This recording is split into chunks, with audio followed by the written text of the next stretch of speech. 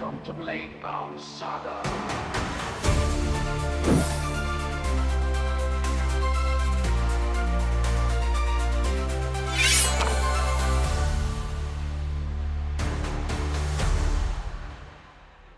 Welcome to Duality, a Daggerheart community podcast where we bring together creators, influencers, and storytellers within the Daggerheart space. This series is all about exploring the heart of the game by connecting it with the people who bring it to life. My name is Daniel, your host, and this show is proudly brought to you by BladeBound Saga. In each episode Duality, we invite a special guest to create a Daggerheart character based on their real-life self, and together we'll explore the choices, the traits, the experiences in building that character that represents their journey. However, what makes Duality stand out is that our guests will also face an encounter where they'll use the character that they made to battle an adversary at the end of the episode. Along the way, we'll roll Duality Dice to answer questions about their stories of triumph and struggles through what we know in Daggerheart as hope and fear. But would you join me in welcoming today's guest, True from the Shield's Rest?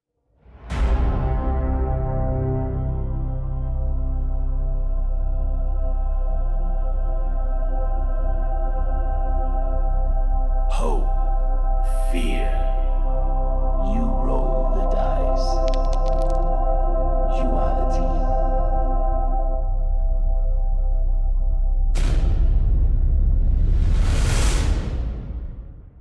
True, welcome to Duality. You've been on the channel before, so some of you came here from Shield's Rest when we did our little collaboration before Daggerheart released. And now that Daggerheart's out, we're back, and you're back on the channel.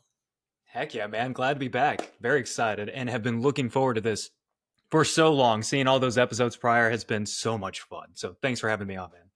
Yeah, and I think you're probably the second one. Last week we met with Isaac from the Dodoborn podcast, and they got to experience like a little bit about what Duality was, because they've only seen the first episode at the time of the recording. But you've seen now 3 possible episodes that you've had the luxury of watching. So you kind of know the format a little bit more, get into it a little bit. But yeah, before we really even jump into our first question, can you let the people know, like, who are you, where you come from, and just like how you got involved with tabletop, Daggerheart, and whatnot? Absolutely. So yeah, like you said, my name's True. I'm with Shield's Rest. It's a YouTube channel. Basically, we cover a ton of different tabletop RPGs.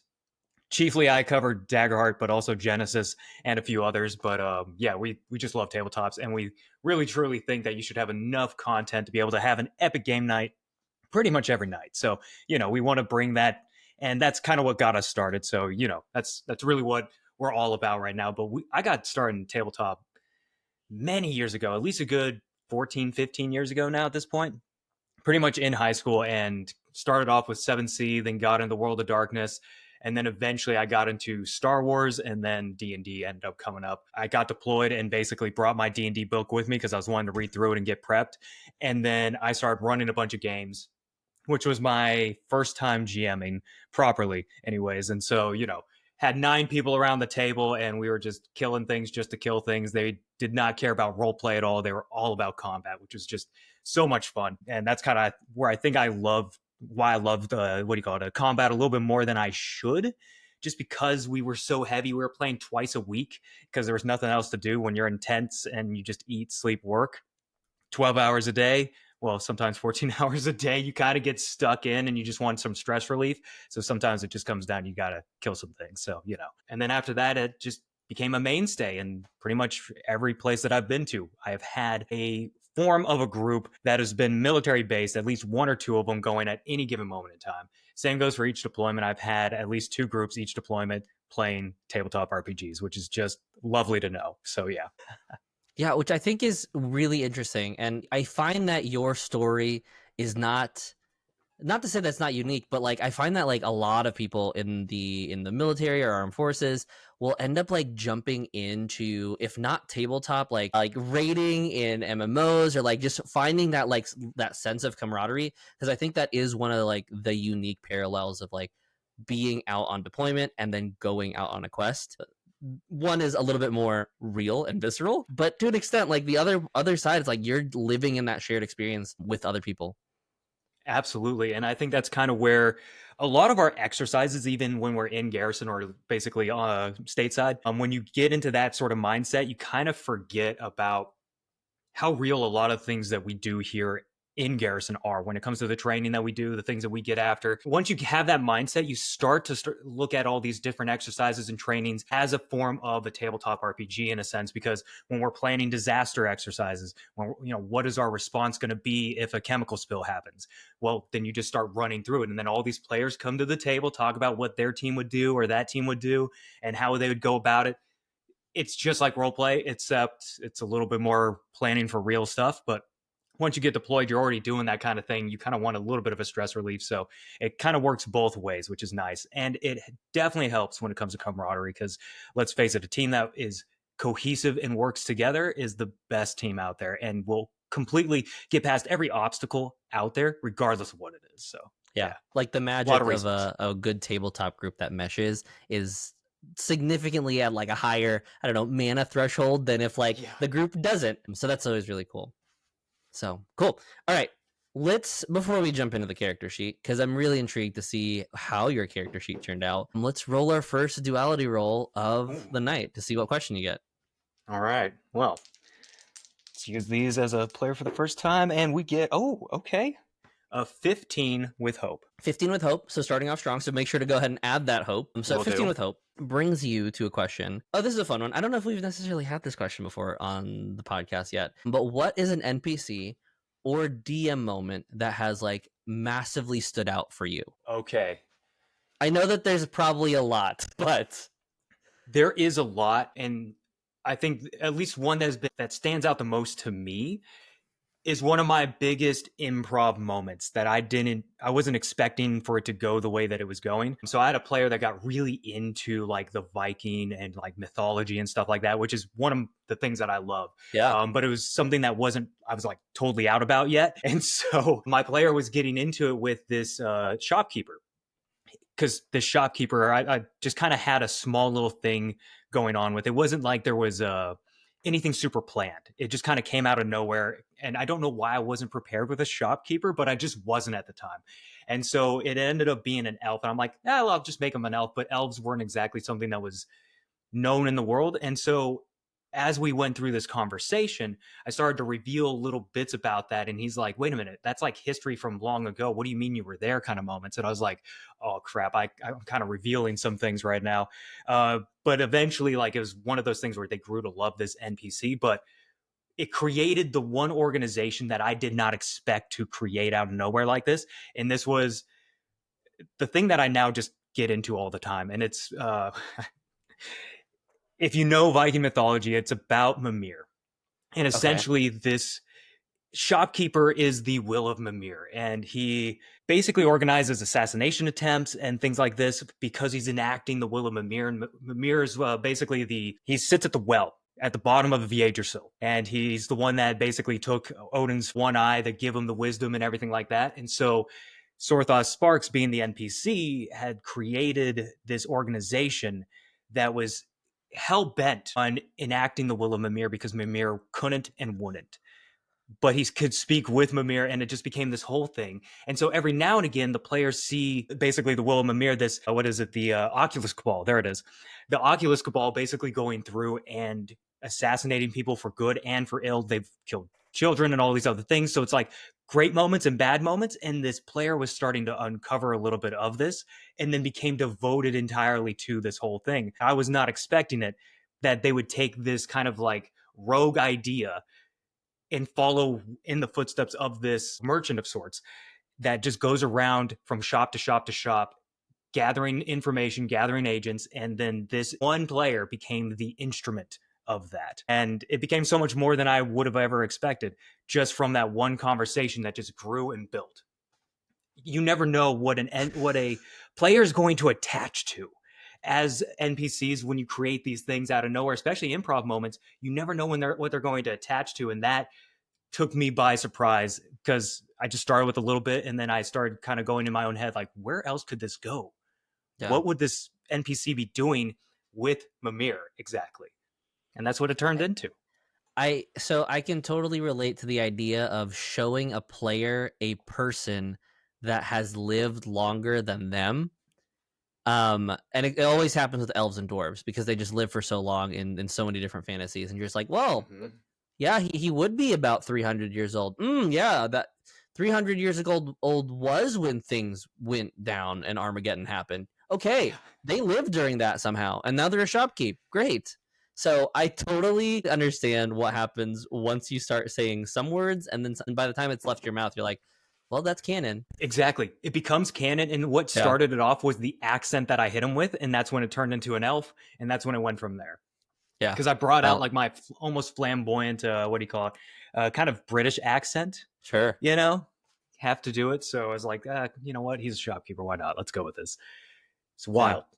So speaking about elves and kind of ancestries of some kind, let's jump into the character sheet. You have selected an ancestry, a community, and a class and a subclass, just like any other character would. You want to let me know? Let's start first with I think the ones with like maybe less questions. You have Wayfinder Ranger as your class. You want to go into like a little bit of details, like why Wayfinder Ranger? Wayfinder Ranger? Yeah. So as I was trying to select my class, because I think the ancestry bit was the hardest part for me, but figuring out what my class would actually be took me forever. I was running through every single one of them, and I feel like I could fit most all of them. But because of that, I felt like Ranger was probably the best, because for who I am as a person, I try to fit many different roles, and Ranger can do a lot of that. They can tank, they can deal damage, they can heal, they can support in some different ways. They can basically do all the exploration and get people through where they need to go to. They do a lot, right? And so I feel like that's kind of who I am as a person, is I fill the hole, whatever that gap is. If you need a follower, I'm a follower. You know, if you need me to lead, I'll lead. If you need me to just sit in the corner and just kind of do the few little things, that's what I'm going to do. I try to figure out where the gaps are, and that's what I try to take care of, so that way we have no gaps. And so Ranger was that for me, but Wayfinder in particular, the reason why I chose Wayfinder is because that's what I do. I love to hike. I love to just go explore, and I love to figure out how do I get from point A to point B without there being a road, without there being any trod out path to get there. And that's pretty much how I spent most of my time in Colorado, was hiking and just getting into the wilderness and figuring out how do I basically take a 5-day hike and get from one city to the other city, one town to the other town, without having that road established. So yeah, that makes sense. And then I guess Ridgebound as like your community, I can maybe I can detect the tie in there, but I'm curious, is there more to that story? Yeah, so for me, because it was me doing a lot of hiking, I do a lot of skiing, snowshoeing. A lot of that just ends up being me just going out and walking. I did that in Korea even. The mountains just kind of call to me on a regular basis anyways. I hate being where I'm at currently just because there are no mountains, and it's not even close to mountains. It's thankfully not the furthest thing from, but it feels that way some days. But sure. Yeah, so it sucks that way. But yeah, so Ridgeborn just really, really spoke to me as the most apt of all the other communities, because of the fact that I spent a lot of my time hiking and a lot of my time camping and just getting out into the wilderness, because that's just what I love. Yeah, that makes sense. So I think this next part, though, with your ancestry, mixed ancestry, it's always a pleasure when someone picks mixed ancestry, because I always think it's super fun. And I love that system in Daggerheart. I'm interested too, because I don't actually know what one of them is. I saw you picked Elemental Breath, so I'm curious to see what that is. But then where does Quick Reactions come from if Elemental Breath comes from Dracona? Comes from the elf, funny enough. It does. Okay, I didn't. I have not looked at that then. I have very few elves in my games. For some reason, nobody picks elves. I don't know why. It might just be like the mechanical benefit. There's not a whole lot there, but that, maybe. Sure. Depends on if people are min-maxing. But and let's face it, elves are kind of done at this point. Sure. Yeah, I would probably say so. Everyone's been an elf. Yeah, so why not be a fungrel or a fairy or something like that? Something that you haven't been before. So, I get that. But anywho, yes, I chose Dracona and Elf because I couldn't figure out what I was wanting to pick. Because sometimes I feel like a dwarf because I get very much so into the crafting side. But I was like, okay, well, elves are that too. And then I was looking at all the other ancestries, and I felt like I was part of it, but not really. And then I couldn't find where the home was for me. And so then because I basically read through all the paragraphs, I'd gone through all the features. And then I realized, what if I just settle on 2 features in particular? Like, what if I just find the features that really speak to me as an individual and go from there? Elf, for me, I kind of feel that way just because I'm not like an aggressive individual. I'm not that dwarvish sort of person. I don't have the aggression. Sure. I don't have the stubbornness. I've got the focus for the craft, but it's more of an art form rather than functional and utilitarian. Not that it doesn't have function, but so that's where I started pulling towards like the Lord of the Rings version of the elf in that aspect. But then I was like, I'm not completely an elf though. And so because I have I don't know, it's just been something I've always had, an internal rage. And so I looked at elemental breath as that internal rage, that almost that kind of ice that I generate towards myself typically. Sure. I don't normally hate anybody or anything. It's primarily my own self and the problems that I create for myself. And I'm like, you idiot. I have a lot of those moments. And it took a long time for me to finally get okay with that, to be able to control that. And it does lead into one of my experiences, funny enough. But Dracona just kind of made sense to me, like, because sometimes I use it. Sometimes I use it towards individuals, and I typically don't, but it comes out icy. I turn into that 8th grader that harps on the thing that you don't like about you, and I don't stop. And so it doesn't happen often. Like I said, it does not happen often, but there are times when it comes out and I just cannot control that. And that's where I feel the elemental breath comes into play. And that's kind of why I went mixed ancestry, because I couldn't really nail myself to one in particular. I think that's interesting because I will 100%. I looked at this elemental breath. That is a very odd trait to pick to represent a person, but that makes sense. Like I think the idea of when what whelms inside you is now unleashed outwardly, I think that makes every sense of what elemental breath is. Yeah, that's really cool, and I love that. I love the creativity behind that, and I think that's the one thing I really love about this series is finding creative ways for everyone to like flavor it into their person.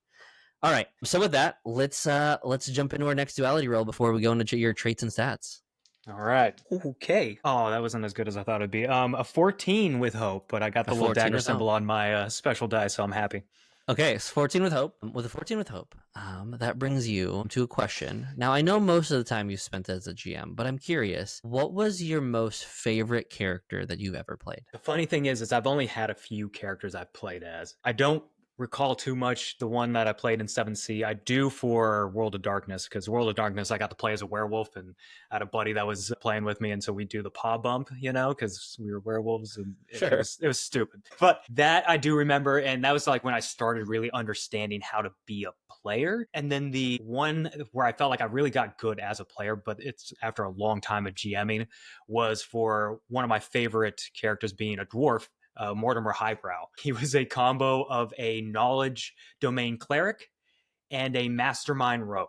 He had a 33, I think it was, for his passive investigation.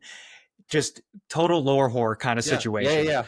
So he could assassinate the hell out of you and take care of you all at the exact same time and heal your wounds just right then and there. He could find out things about everybody. He was basically creating a spy network as well. Was my absolute favorite one to play, because I started turning into a GM as a player, by creating these things. So it's just wild. But I think that was my absolute favorite. And because I saw him as the better version of me. And so I was like, how do I get to the most perfect version of myself that I possibly can? What would that look like? And so I started creating him.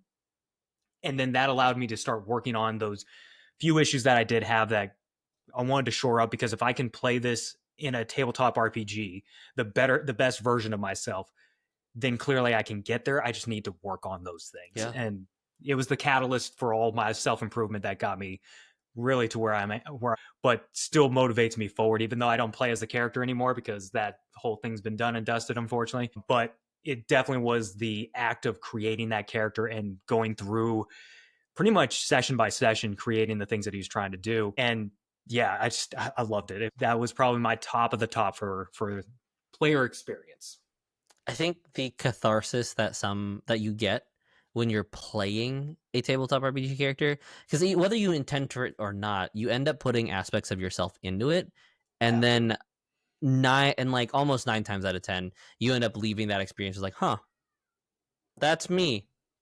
And you kind of have to get this point. It's like, I don't know how I feel about it, but I have to feel some way about it because that's me. So cool. Absolutely. I love it. All right, let's go into traits. Let's first jump into your number 1 trait, which is agility. I know that we've talked a lot about like hiking and all that stuff. I assume some of that plays into play here, but do you have any kind of like words as to like why agility is your number 4? Yeah, so for +4.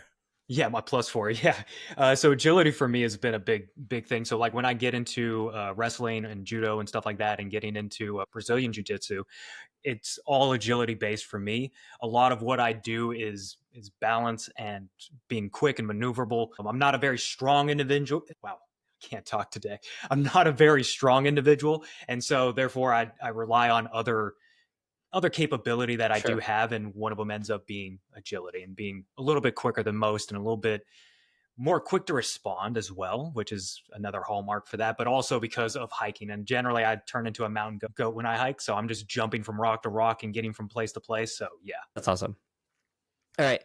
I then want to go to hold on. And so then let's go to the flip side. Your presence, though, which you can't, I couldn't tell, at least on camera, is a Yeah. negative one. I do want to know a little bit. Can you speak to me on like why presence is -1? Yeah, I'm a bit weird in conversation typically. It's taken me a long time to get to the point where I can be even remotely charismatic. It's definitely not a strength for me at all. And it takes a lot of time. So for me, I need a lot of time out of conversation and out of interacting with people. I'll put it like that. Yeah. Typically, I don't have as many social coins to spend as I would like. I have a lot more now than I used to. I for sure did not have much time to spend with and around people because it was just way too exhausting. And then I get to the point where I get prickly. So to kind of mitigate that, you have to work on it. So you have to expose yourself to a lot of that. Otherwise, it would have been a even further minus. I would have tried to take a further minus in that because of how bad it used to be when I first came in. Yeah, it's gotten a lot better as the Air Force has kind of forced me to do so. But yeah, Sure. that's why it's only a -1 instead of further a minus. Sure. And I think transitioning from anyone transitioning from adolescence to adulthood, typically you kind of have to. You don't get a You choice do. in terms of being an adult to not interact with people. Right. So makes total sense. Well, that and I was an only child, so like, and to Sure. further belabor that point, like my mother had cancer and basically was on chemo every single weekend. So she was zonked out, and so who takes care of the house? Who does the cooking? Who does the cleaning? It was left to me, and so I didn't really have friends for a good portion of my time, probably for at least a good 10 plus years there, even into high school at that point. So it took me a while to get to the point where I started to actually have friends and got in the role playing, which did help with that particular. Yeah, which I think is I think some of the best part about the TTRPG community, but just community in general, like any type of community that anyone can have interact with, like the interaction with others is medicine. Like even for introverts, it does end up being a form of medicine because isolation can almost become like a sickness itself. So, okay. I definitely I do want to talk about a couple stats because you actually are pretty well rounded with a finesse with a 2, an instinct with a 2, knowledge in a 2, which at least speaking from like with what you picked as a ranger and kind of being this overall individual, I'm not going to ask so much about like why you're so well rounded, but with strength being 0, it's like I feel like that at least to me didn't really make sense. Like army usually think like, oh, really strong individuals, like how did that come into play when it comes to like the idea of like training? Because I still feel Yeah. like maybe like on the average spectrum, like that kind of surprises me at least. So Air Force, funny enough, but even so, military train. They work out. We get PT time in our day, so we go and do PT and all that stuff. But I'm a calisthenics kind of guy. I don't do a Sure. lot of like lifting. I do a lot of mastery of my own body. So it's a lot more core in that aspect. Not that I'm not strong, but I'm not your typical physical strong that a lot Sure. of other guys are, at least when I compare myself to other people. So to me, the strength being a 0 made the most sense based on the rest of my stats for my finesse, for my instinct, and for my knowledge. So it's only a 0 because that's really, at least it's not a minus. I'll put it like this. It should be a minus, but it's not. All right, so before we jump into our next section, I do need you to roll duality for me. So go ahead and roll me those Okay. 2d12. Okay. That is going to be a 10 with fear. A 10 with fear. I will take that to Bet you use will. later. So 10 with fear kind of jumps into maybe some more of roles about you. But what is a goal that you regret not pursuing? I have a few of those, funny enough, but Sure, I'm sure we all do. yeah, I think the main one, and I kick myself for it now, it would be to have become what's called an MSC, a Medical Service Corps officer. Okay. So being enlisted, I came in enlisted and I wanted to be that, that's what I was going for. I didn't have any schooling or anything like that. But early on, there are programs and stuff like that to get individuals that have that potential to, become an officer. And so one of the things that I could have done had I actually applied myself and stopped being a lazy, unfortunate individual. I have other words for that. But if I wasn't that individual at the time, I could have become basically an officer and had been leading an entire flight for medical logistics and for, resource management type stuff, systems, getting into like kind of that it's kind of hard to describe. There's a lot that goes into that, but anywho, it doesn't matter. And so I could have been doing all of those things a lot sooner, and I think I would have had a different career path for sure. So that was probably the biggest one that I regret, because there were so many opportunities, and I keep seeing like how I could have been that individual at the helm for the flight and all that stuff, and I'm just kicking myself for that kind of thing. Sure. It's such a fun gig, but I'm glad I at least get to live vicariously through my current flight commander. So Yeah. No, I mean, I feel like that's the same. I feel like a lot of us end up having some of those, like, I could have done this if I pushed hard enough, or I could have done this. And I think sometimes you have to take the positivity of it. It's like, you know what, I'm here now. But some of those things just nag at you sometimes. And I'm do. totally right there with you. But let's jump into this, because I think we're kind of learning from experiences, learning from our regrets. And this is personally my favorite section of the night, which is talking about experiences. I like to typically go from like the last one up, just because I feel like the first two are probably the ones that are more core to the person. But physics makes everything lighter. I don't think this isn't a phrase, is it? Like, this isn't like a known phrase. No, it's not a song lyric. It's not a phrase. Okay. It's nothing like that. Nope. Sure. So what is physics makes everything lighter? I kind of understand, just because I know a little bit about physics, but Yeah. So it kind of leads into my strength being a +0 and all that. So with my job, because I do medical supply, we have to move a lot. We do a lot of like, we're moving supplies, we're moving equipment, furniture, we're doing a lot of stuff. And it's a lot of, it's pretty physically taxing in that particular respect. But because I'm not a strong person, I have to find another way to be able to move those things. And so particularly equipment's not an easy thing to move, especially when you're dealing with, hundreds upon hundreds of pounds of that particular piece of equipment, or if it's just awkward to carry and everything, you have to find a way to get it to a cart or be able to get it onto something to be able to continue to move it. Because obviously you're not going to try and go down, several flights of stairs, or if you're not going to go down, several floors and try and move it from one end of the hospital to the other. It's just not going to happen for a lot of that stuff. So you have to find creative ways and solutions to be able to do that. And that's where physics makes everything lighter. I found myself more often than not, especially in the warehouse, by myself to be able to move a lot of these things. So I had to figure out other ways to be able to do that. And so that's kind of where the physics makes everything lighter comes into play. You find those creative solutions to heavy problems. Yeah, which I think makes sense. I think naturally I'm always me personally, I'm always someone who's like, I want to make this job a lot easier because I know we're about to do this. Like, this is going to be like a really difficult job. And I think I probably ascribe to physics makes everything lighter, even though I don't think I've ever put that into words. It's in the back of everyone's mind. Which then kind of contrasts the next experience of rage within, which I think kind of speaks a little bit to the elemental breath. But anything further with that? Yeah, I almost wanted to retitle this to Anger is Fuel. Ooh, okay. Yeah. Yeah. I wish I did that sooner, but we're just going to call it Anger is Fuel now. So I'm definitely a Sith Lord. I feel that internally. Most of my handles are either Mr. Darkseid or a true Sith Lord. So Sure. But it's because it's what gets me moving. It's what focuses me. So when I have that rage, instead of directing it at myself, much like I used to do, I now put it towards particular tasks and things that I need to do. So if I see a huge problem or something that is going to take a lot of time, you just use the anger as fuel, the rage within, you just push that forward so that way you can take care of those things. When I wake up in the morning, I wake up at 5:30 every single morning. You don't do that with birds chirping and it's just sunshine and roses all the time.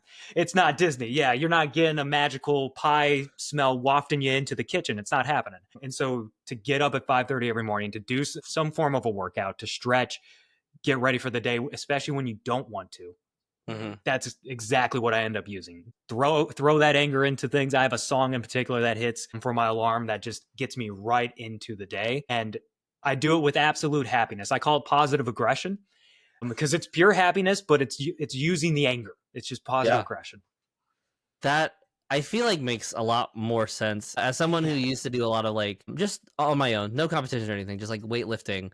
It's like the amount of swear words you say when you're pushing a heavy set makes sense with the Rage Within. I think I swear that I've only ever been like a person to swear a lot when I am working out, so I totally understand. All right, next experience. I don't know how this fits at all. This one I'm very confused. Anything from leather. Yeah. What is this?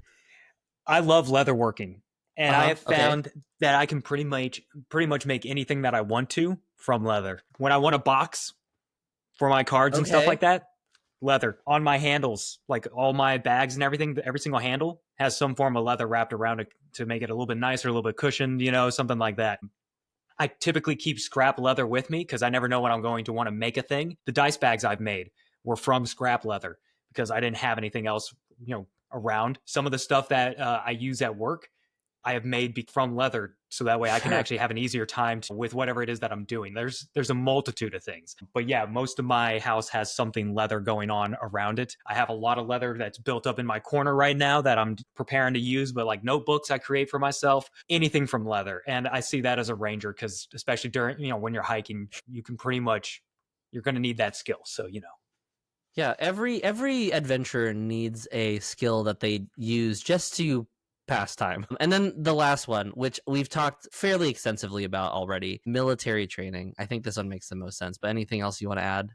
Yeah, I think it's the one thing that I don't think a lot of people know about for the military is the amount of training that we do. The amount of in person, the amount of over the virtual stuff, the CBTs, all the different things that we know. Like I'm medical by trade, and I'm not even really medical. Like I'm kind of sort of medical because I do medical supply. But every person in the Air Force gets what's called TCCC, which is a form of medical training. So that way you can deal with bullet wounds and different things like that. And you're going to have a first aid kit and you need to know how to use it. Especially for somebody else, you're going to need to know how to use it on them. So you want to know what to do. You want them to know what to do because they might have to use it on you, and you want that person to be competent. And so you're held to the exact same standard as somebody who actually does that job because you've gotten the training. And so we get all these CBTs, almost, I would say close to 300 hours worth of CBTs that we do, which is a computer-based training. So it's a form of like a slideshow pretty much, or sometimes it's a little more interactive, but generally it's a slideshow. And they're training you on a multitude of different things, bloodborne pathogens. How do you get into a pod? Basically a point of distribution for medical issues. How do you do all these things basically that we're supposed to know? And so medical training is a very extensive one, but it's one of those like, if I were to so for the Ranger in particular, if I were to use a med kit, I have medical training that I can throw into that because I know how to use a med kit, or if I need to understand how the guards might do something. And if I want to try and analyze what they're doing as far as protection or processes or whatever they're doing, military training comes into play at that point. One of the things that I found very interesting, because that's some of the training that they give us as security forces augmentees, is some level of law enforcement kind of training. And one of the things that they talk about is escalation of force, and such a fascinating subject, because it talks about at what point would you use some form of force, like what is the necessary force based off of what the individual is doing in front of you. Like what are they belligerent? Are they carrying a weapon? Like what are we talking about here?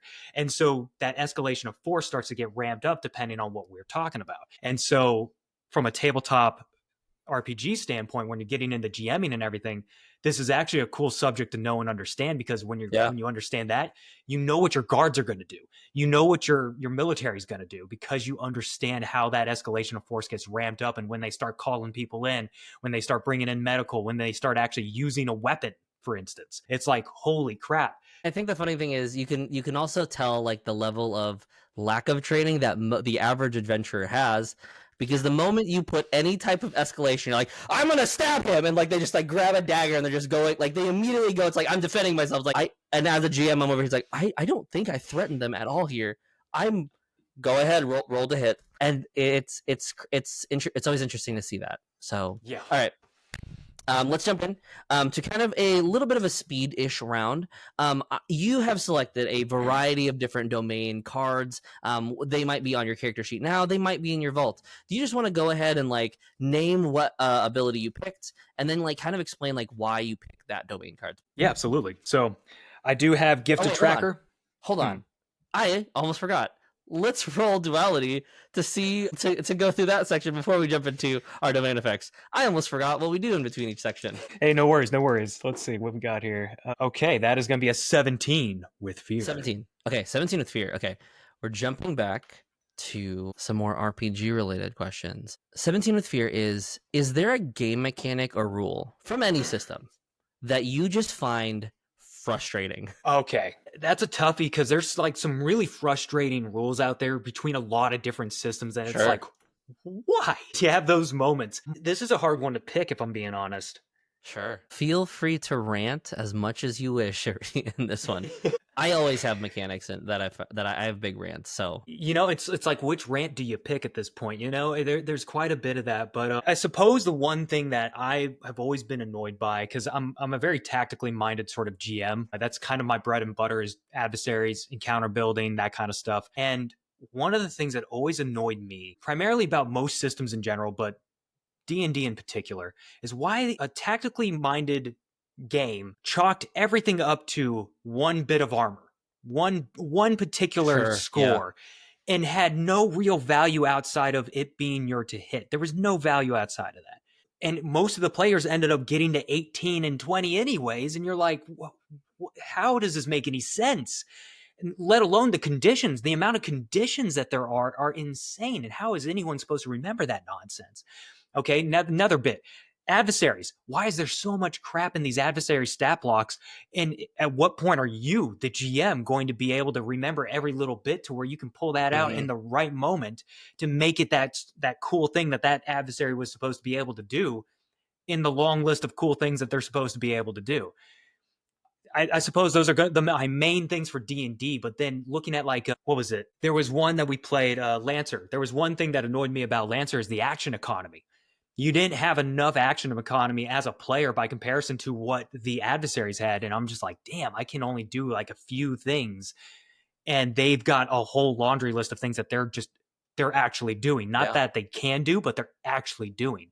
We learned really quick about tech attacks and stuff like that. And so we're like, okay, we clearly need to redo like how we, what our tactics are and how we go about that as a player. But I was like, man, the action economy is not great in Lancer. Yeah, so those are my main few things that just percolated. So there it is. Spells. Spell slots. Good night. That's personally one of my big ones. Yeah, I think with D&D there's a lot of systems, at least for me. And then this is maybe just my small rant right now, but I find that D&D is such a great system to like really introduce you to the hobby. The IP itself is so great, but once you start playing other tabletop RPGs, you're like, why does this system make everything so much harder? So I am right there with you. It's a great gateway drug for sure. It is fantastic. It has a ton of content. You can't beat the amount of content that it has. All the books, all of that. But dang it, is it hard to fix the system? I mean, the fact that you have so many homebrew rules just to make the system work, ridiculous to me. You shouldn't have homebrew rules to fix a system. You should have a system that works, and then you're brewing homebrew items for the system because it works and it's great, and you can just build on top of it with ease. You can't do that in D&D. Yeah. I could continue on. No, I'm sure we could. I could go for this could be a whole video for just general frustrations about Dungeons and Dragons. But yeah, so now let's actually jump into the domain cards and domain effects. Speedrunning this. Let us know what you picked and why you picked it for you.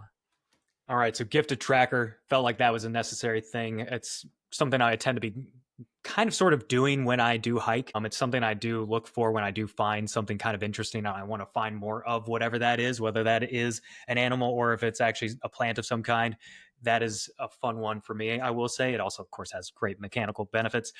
Untouchable. My agility kind of speaks for itself, but felt like I needed to make sure my evasion could speak for itself. Corrosive Projectile. Definitely wanted that. It's just a fun spell. It's not something obviously I can do, but I wish I could. Just launch something like that. Thorn skin. I'm a huge fan of, like, if you hurt me, I'm going to hurt you back, you know, like I'm a huge fan of that. So if I have something on me that's actually going to hurt you because you hurt me, even better. I'm also really bony. So sometimes people would like run into me and they'd run into my elbow and they'd get hurt in the process. It's pretty great. Sure. And then strategic approach. I'm a huge fan of just knowledge-based characters anyways. And so when I can gain a benefit from my knowledge in a combat scenario, that's going to be it right there. So that's my loadout. For my vault, though, I do have ferocity. It's one of those things I would like, that's probably going to be hanging out in the back, ready to go when I need it. And I may happily spend that 2 stress to make that happen. And then death grip. In Brazilian Jiu-Jitsu, you kind of learn to hold on and to like to really take hold of people. And death grip was just a fun spell in general. So yeah. And so with that, I think all those domains make sense. We do have one final roll before we jump into our encounter for the episode. So go ahead and roll me one final time. Lovely. All right. So that's going to be a 23 with hope. Okay.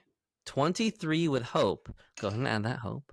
With a 23 with hope, my question to you is, what is a person in your community or just throughout your life that you are absolutely grateful to have known? That would happen to be my wife, funny enough. I hadn't met anybody that accepted me as an individual wholeheartedly and completely without any issue at all whatsoever. I'm a hard person to love too. I'm a weird guy and I'm a little prickly. And so to find somebody that can handle that and see past all that, she made me more of an emotional person in that aspect. I'm pretty much no emotions typically, but she definitely made me a more emotional person because of that, because she could see past a lot of those things and she could get me to just get the emotion and the feelings out of my system. And every single time that we have one of those moments, especially like early on, that just made me so much better and so much more complete as an individual.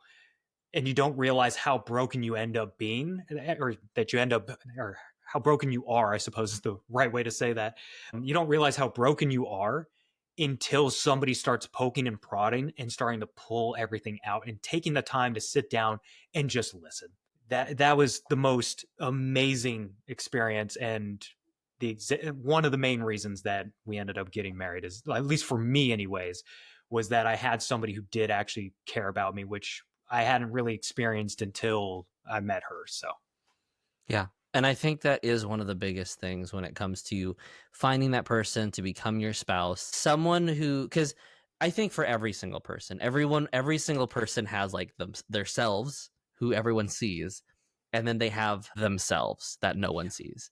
And like being able to talk to somebody and be with somebody who really can kind of know both sides is something that, like, it makes you incredibly vulnerable, but also allows that person to then change you and who you are. And it really does become that special thing that really says, I want you for the rest of my life, which I think it really is one of the best gifts, as somebody who's been with my wife for now almost 10 years. So nice. yeah. But yeah. Dude. All right. Yeah. With that being said, that brings us to the end of our questions portion of this. True, are you ready to jump into the encounter? Let's do it. Hope, fear, hope, fear, hope, fear, terror. True. You find yourself currently like in wraps. You hear the sounds of individuals around you. Has to be at least 4. You're not exactly sure where you're at, as you've lost your sight, as there's either a bag or something over your head that is causing you to not know exactly where you are. And all of a sudden you feel yourself come to a stop.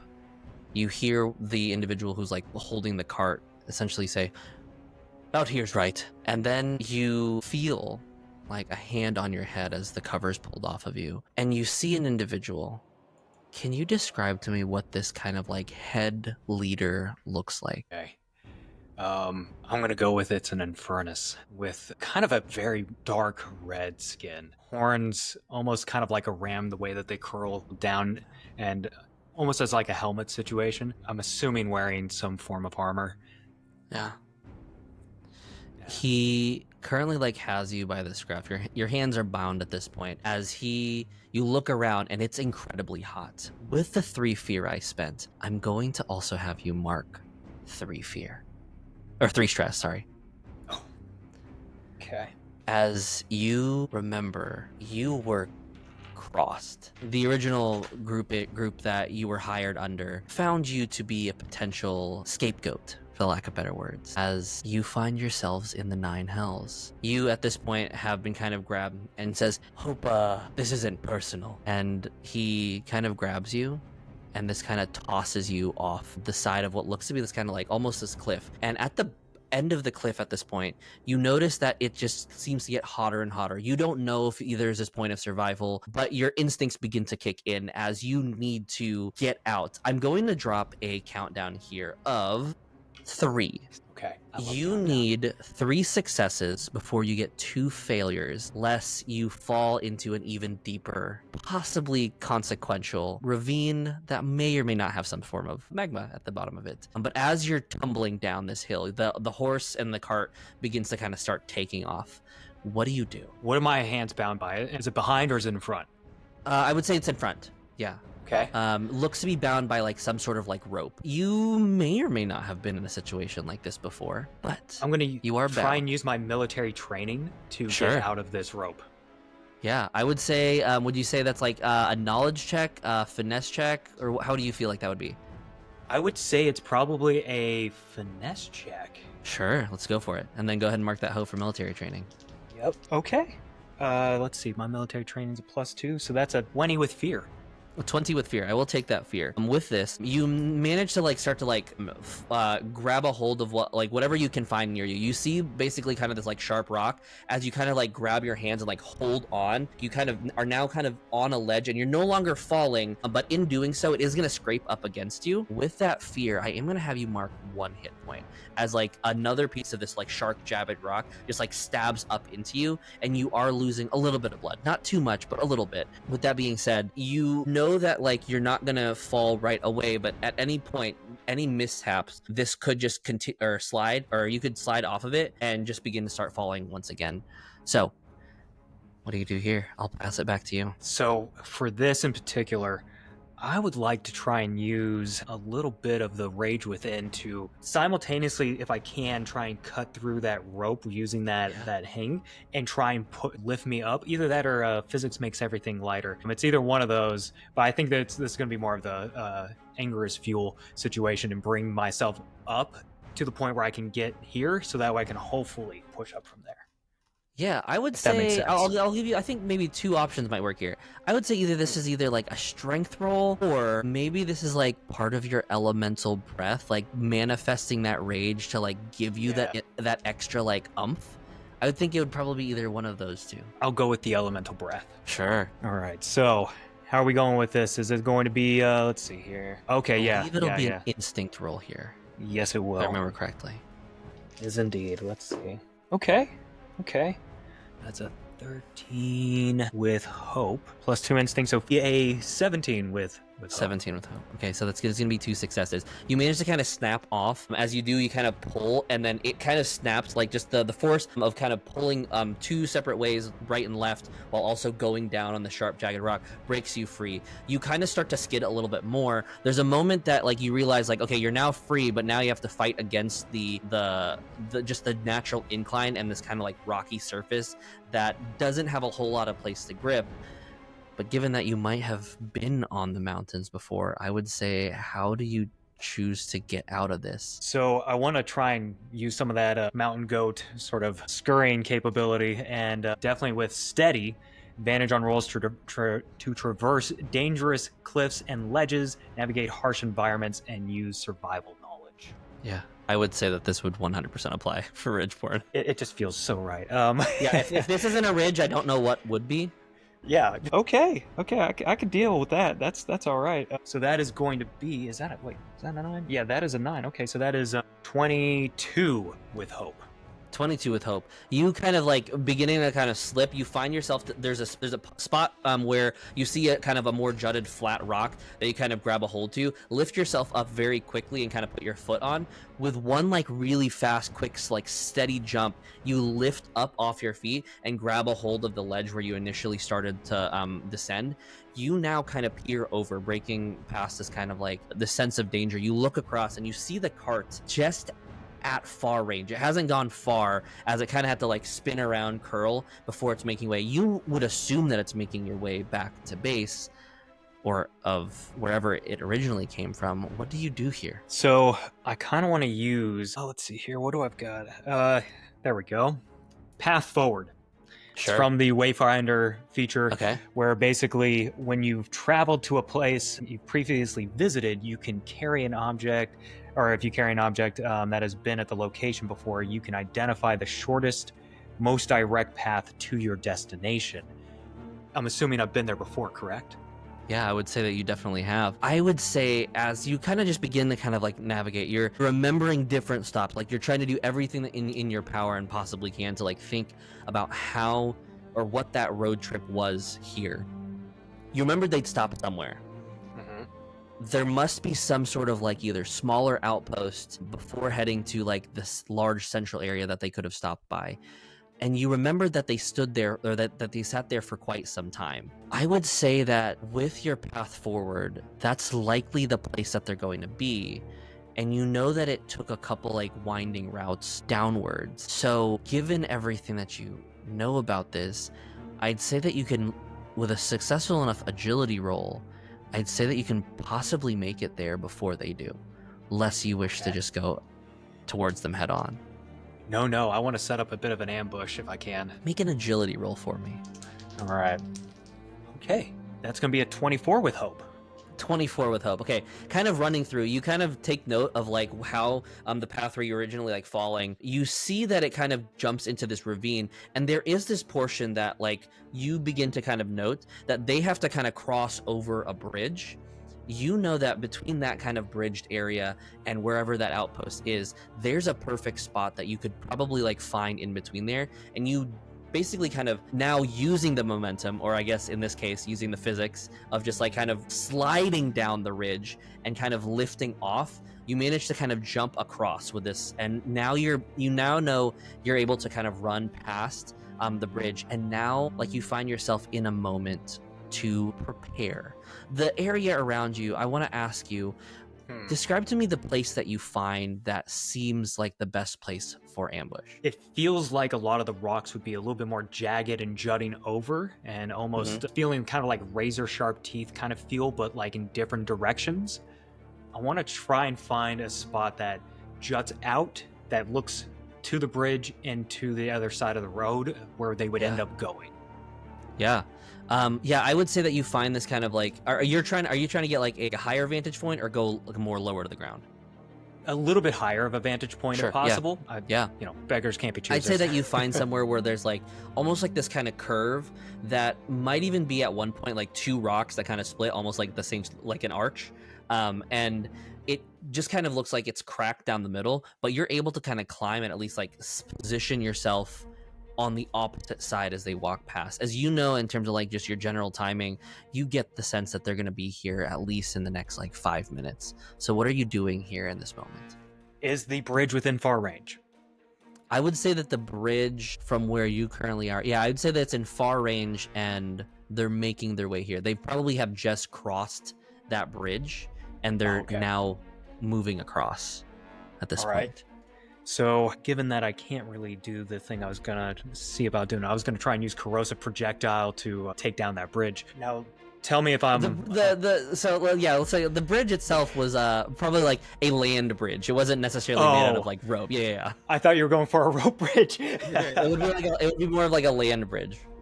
Okay, so then can I use a gifted tracker in this particular instance, or had used it before if at all possible, basically to spend that hope to track this particular individual? Could that have counted as I was going? Sure. How much hope did you want to spend? I was wanting to spend at least 2 hope here. Okay. So that way I can find out exactly which direction they were going, and then how many of them there were. There's a total of 5 individuals. And in regards to where they're going, they're actually headed in the direction you are now heading. Okay. The road kind of curves in your direction. And you know that, like, at least from this curve point, if they continue going down, at least for a mile or so, that's when they'll reach the outpost. Okay. So with that gifted tracker activated and going, let's go ahead. Let's see here. Definitely want to keep Corrosive projectile. Predator, ruthless predator. I'm gonna definitely be using those here in a second.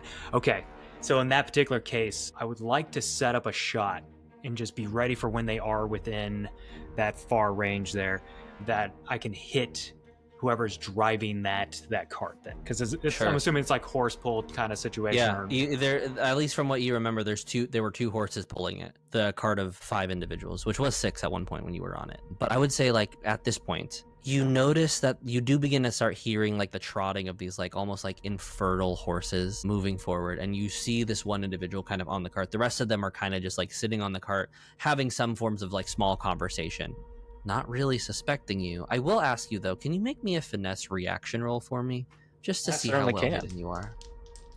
I certainly can. Apparently, I don't care about being well hidden. Finesse, that's going to be a 10. 10. Okay. You spot them at far range, but at this point you see the leader kind of sitting in the back just kind of stand up and like notice, like out from where you were just like walking, there does seem to be like, yeah, you shoot the driver at this point. That just kind of, they've taken notice of like just like scattered like prints heading towards the arch, and there's like, wait a second, hold, and then as you fire, go ahead and make the attack roll. Okay. I can mess with that. That is going to be a 17 with hope. 17 with hope is going to go ahead and hit. Go ahead and roll for damage for me. All right. With the corrosive projectile. This is going to be the short bow. Okay. I was going to do the corrosive projectile. Okay. Soon, though. Don't you worry. That is going to be 11 plus 3, so 14 points of physical damage. 14 points of physical damage is going to be a major wound, which as a minion, they only have 2 hit points. As you fire this this bow, you kind of squats like, stop the cart. And as soon as he says stop the cart kind of goes on a rail. I'm going to go ahead and say that everyone on that vehicle is going to mark a stress as the horses kind of go off to the side and the leader kind of jumps up forward. I'll spend a fear to activate them to kind of stabilize the horses. Everyone kind of like falls and tumbles, and they're kind of like just now getting up. And you hear the leader says like, it's like, on the arch, be careful. And they kind of, he stops the horses and everyone like jumps back behind. As you kind of hear like orders, they're currently at, I'd say they just entered into close range at this point of the arch, as the horses were kind of like going off, and they're just now off the side of the road. Okay. As a couple of them jump off the cart, you do notice that, let me just roll. 2 of them are still trying to get their footing in position. The other 2, the other one along with the leader, have jumped behind the cart at this point. They're not necessarily in view at this right now. What do you do as I pass it back to you? So I'm going to then pull another arrow out and then just start moving. And then if I have view of anybody, I'm going to then fire at them. Sure. Yeah. You see one person. Go ahead. As you begin kind of moving, go ahead and make the attack roll for me. Okay. That's going to be an 11 with fear. 11 with fear is not quite going to hit. They manage to kind of like, the leader kind of grabs the hold of both of them, just pulls them back as you kind of hit the edges of wood. I'm going to go and take my turn. As it's almost like he knows, and you hear the kind of head individual kind of call out, it's like, you should have stayed dead, as they are going to kind of like lob. It's like, just throw it at him, and they're just going to kind of lob what looks to be this kind of like grouping of different alchemical, like, it's basically a Molotov cocktail at this point, and they're just gonna like lob it over their heads. I need you to make an agility or instinct reaction roll for me. Definitely going with agility. That Sure. is going to be a 19 with fear. Or sorry, 19 with fear. And 19 is going to succeed. As you manage to kind of jump off, you have to like kind of leap off of the arches. They're kind of basically like covering the whole space with fire. As you do so, I would say that if you stand on the arch, or like anyone near the arch, is going to become inflamed at this point. So you kind of back off, kind of taking a moment. They now see you failing their attack. He pops his head out just a little bit to kind of take a look. I knew it was you. What do you do here? Corrosive projectile. Yeah, make the attack roll. Okay, I can mess with that. So spellcast roll, gonna use my agility again. Okay, so that's going to be a 17 with hope. 17 with hope would normally hit if he wasn't standing behind the cart, but he does have an increased evasion because of it. It hits the cart, and at this point the cart starts to like dissipate like in different areas, and it says he kind of tells to his individuals, it's like, go, I'm gonna spend a fear to activate all of them, as they all just start running to charge forward towards you, there's going to be at this point like part of the cart begins to start to like melt off.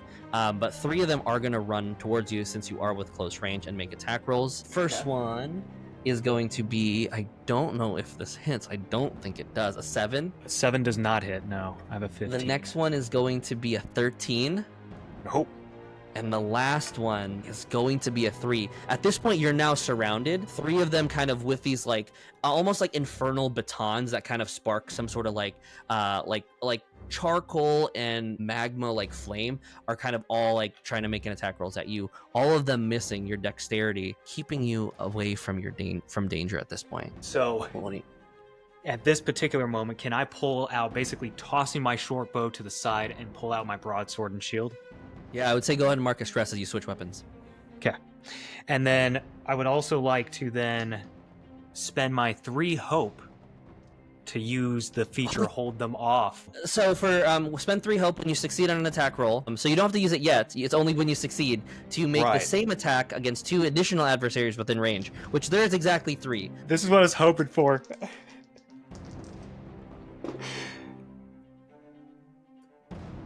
That's a critical success. I got double 6s. Go ahead and roll for damage. And as it always in Daggerheart, it is a brutal critical, so you automatically max your dice and add it as a modifier. Okay, so that's going to be 3d8. Uh-huh. Okay. So it was a 32 in total. With the 24 added in, 32 in total.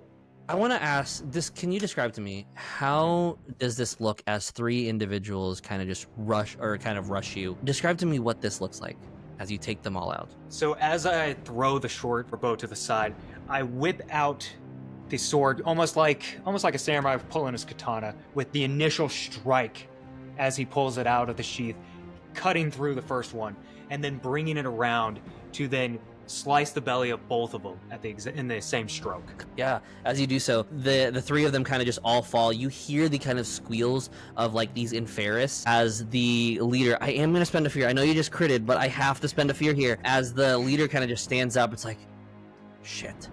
And just kind of looks at you and says, I have to do this myself. I'll do it myself. He kind of like wields what looks to be kind of like this gauntlet of some sort in one hand while holding a whip in the other hand. He's going to like run forward just a little bit just to get in range of the whip, and he's going to make an attack roll towards you. Does a 17 hit? I think it does, right? I don't get the +2 bonus to my evasion. He does hit. So with you, he just kind of reaches and hits you with the whip. I am going to spend a stress to restrain you. Okay. And that's going to be, in terms of damage, 7 plus 14 points of physical damage. And with that, as you're restrained, he does have Relentless too, and I will spend the fear to spotlight him one more time, as he is going to run up to you and make the attack roll. This time, I'm going to use an rolled... armor slot Go ahead. to basically drop that down to minor damage, so it's only 1 hit point I'm taking. Easily. And then with that, I rolled pretty well this time. That's going to be a 21 on the second hit, as he kind of like grabs you with a rip restrain, and he's just going to like punch you in the face with this gauntlet. With that, that is going to be... Oh, big rolls. That is going to be 25 points of magical damage. As he just like punches you in the jaw, you are now marked vulnerable, but play passes back to you. Any armor that you're using on this one? You said it was how much damage again? 25. 25. I'm definitely going to, so that way it's only major damage. Yeah. Yeah, okay. Play passes back to you. You manage to kind of get your shield up right before it hits you, and you see your shield like partially crack at that. Love that. Okay, so then in that particular case, I'm going to attempt to attack him and then apply Ranger Focus to him, because my goodness. Yeah, make the attack roll. I'm also going to pump that in with a Rage Within, if you're okay with that. I'd say so. Yeah, go for it. Go ahead and mark the hope. And then make sure you cleared the stress from that crit before. Yes, I did. 17. That's a 21 with hope. 21 with hope is going to hit. Go ahead and roll for damage. And then I can apply the Ranger's Focus if I'm not mistaken here. So, there we go for Ranger's Focus. Success deal. Yep. Okay, so let me spend that hope so that way it goes. Okay. So he is now focused, and then eventually, so that'll be on the next attack, we'll start dealing stress and all that. Okay, yes, that's what I want to see. That is going to be 20 points of physical damage. 20 points of physical damage is going to be a major wound, as this individual is heavily armored. He takes kind of the hit, and as you kind of hit him with your sword, he recognizes that, like, now at this point, he's in this kind of life or death point. I am going to make an attack roll towards you, but I'm going to spend a stress as you see his eyes kind of flare. You are vulnerable, so he does get an extra d6 on top of this, but his eyes flare. That's going to be a 20 flat. 20 flat. 20 okay, flat. So I've got a +2 for my evasion from Wayfinder because he is focused. So that brings me up to a 17, the 18. I think it still just hits, right? It does. I don't have anything else. Nope, it hits. Yeah. He's gonna hit you with Gotta this try. gauntlet once again. And as he does so, I'm going to gain a fear as he marks a stress. And then that will activate Relentless again. That's going to be 7, 8, 9. That's going to be 16 points of magical damage. 16 points. I will use another armor slot. And Just then one. with Relentless, I'll spend the fear that I just had to activate him that one last time. And that will be my last hope. That is, believe it or not, going to be a natural 20. Nice. With that, that's going to be 19 points of magical damage as he hits you with the gauntlet again. Okay. Obviously using the armor, though I don't think that really matters at this point. That is my HP right there. And I choose Blaze of Glory because that's just who I am. Okay, Actually, I'm going to go risk it all. Sure. Yeah, let's do it. Why not? First, I think this is definitely the first death move duality, as this thing hits so much harder than I was expecting, especially after the crit. So go ahead and roll duality. If you get hope, you restore that much HP and stress. Your hope needs to be higher on this. It's a critical success. It is a critical success. It's a 3 and a 3. Critical success. I want you to describe to me what either forces beyond or what powers within manifest within you at this moment that causes you to just come back up fully restored. Yeah, because I feel like even though that I've kind of already used the elemental breath and I have used, I think, the anger is fuel for quite a bit, the anger within for quite a bit. I'm going to draw on that one more time and just have that like almost cold iciness, like you fool, like you freaking idiot, and just not wanting to go out that way because that is not who I am, and just calling upon every ounce of strength to just ignore that hit that he just gave me and run him through as best as I can. Yeah, you take this moment, this kind of like fuel from within you, like almost manifests, almost like hard ice that like kind of sits on your body, kind of cools you down from the heat that you've been experiencing just from this environment. Play passes back to you as you stand now much taller than he did. It's almost like he's at this like level of mercy where his eyes kind of flicker from that deep crimson red. I'm going to be pumping a lot into this. I'm going to use my strategic approach to give me, using one of those out of the two, to give me advantage on this attack. Okay. I essentially want to just, from like a kneeling position, as he like hits me down to the ground and I'm down on one knee, I want to bring my sword up and try and skewer him like right through the neck if possible. Yeah. Go for it. Make the attack roll. Okay, that is a critical because it's a 4 and a 4, but I have the 5 There is plus. no way in the world. With that, go ahead and roll for damage. I'm gonna pump a lot into this because I really this guy really ticked me off. I'm gonna mark a stress, so using Ruthless Predator. Yeah, 100%. Gotta do it. So Increase your +1 to the proficiency. So that's gonna be 4d8. There we go. There's my other d8. I'm going to also, already at this point, max to 32. I'm going to also use the last portion of my strategic approach to give me another D8 to my damage roll. So that is going to be a flat 40 on top of what you roll. Yeah, that's 10 plus, so 18 points of damage on top of the flat 40. 58 points of damage is double its severe threshold. He only had 3 hit points left. And as I ask every individual on the show, how do you want to do this? I think, in all honesty, it would be a lot of anger in this moment, and like knowing myself, it'd be like tears as well, like just pure anger, and then just unabated emotion. Driving this up, skewering him through the head, and then pulling it out as much as I can to then twist and cut him straight down the sternum to hopefully open him up as much as possible as I pull it out. As you kind of like whip the blade, kind of like almost like as you pull, like there's this moment that you're like heavily breathing, like the moment that you were split in death now manifested to whatever you are now. You kind of feel and almost like hear the drops of blood from your saber as the individual drops to the ground. He like kind of almost turns his head one more time, but it's not quite him. His eyes like full, like blackened. His voice kind of much deeper just says, I would like to make a deal. And I think that's where we'll end. And with that, this Duality episode with you has come to its conclusion. As always, I want to know, just so that way you can feel free to plug in, like where can they find you? Where can they go? Any project that you're currently working on before we close out the episode? Yeah, absolutely. So I do a lot of Daggerheart videos and especially encounter builds and adversaries and stuff like that. So over on Shields Rest, that's 'S for Shields. We are the YouTube channel that gets into a lot of different systems, but my main thing is Daggerheart because it's just way too much fun. And for this very reason, as you've obviously showcased here, it is just way too much fun to play. Build whatever character you want and have a great time doing it. So we're there. We also got our YouTube we also got our Facebook and Reddit and all these other things that we're on. And so if you want to find us, we are so easily found at that point. But that's who we are. Yeah, and the link will be down in the description. Go ahead and go over to Siege True at the Shield Rest. Go ahead and like and subscribe over there. And as always, don't forget to like, comment, and subscribe down below. And if you have somebody that you want to be on Duality, go ahead and reach out to them. Drop them down in the comments below. Let me see if I can reach out to them. And as always, I hope you all have a great rest of the day, and we will see you on the next episode of Duality. Bye, everyone. From ink and steel, stories are forged.